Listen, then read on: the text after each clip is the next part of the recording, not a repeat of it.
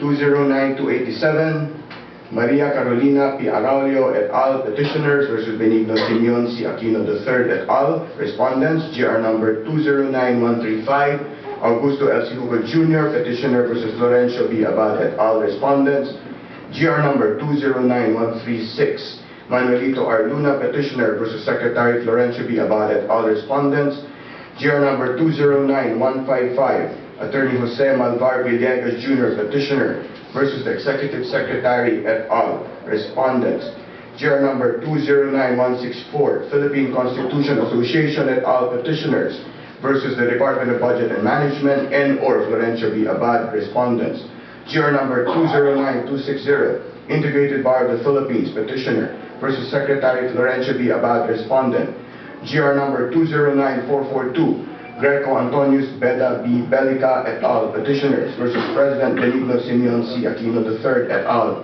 Respondents, GR number 209517, Confederation for Unity, Recognition and Advancement of Government Employees, Courage et al. Petitioners versus Benigno Simeon C. Aquino III et al. Respondents, GR number 209569, Volunteers Against Crime and Corruption et al. Petitioners versus Paquito N. Ochoa Jr. et al. Respondents.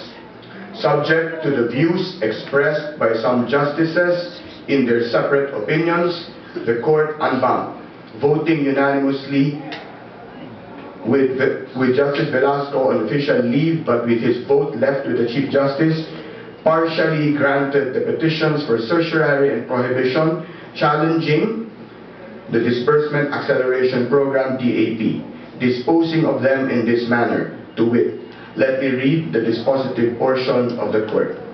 Quote, wherefore, the court partially grants the petitions for certiorari and prohibition and declares the following acts and practices under the Disbursement Acceleration Program, National Budget Circular number 541, and related executive issuances unconstitutional for being in violation of Section 25, Paragraph 5, Article 6 of the 1987 Constitution, and the doctrine of separation of powers, namely, A, the withdrawal of unobligated allotments from the implementing agencies, and the declaration of the withdrawn unobligated allotments and unreleased appropriations as savings prior to the end of the fiscal year, and without complying with the statutory definition of savings contained in the General Appropriation Acts.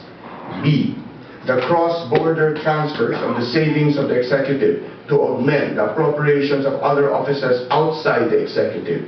And C, the funding of projects, activities, and programs that were not covered by any appropriation in the General Appropriations Act.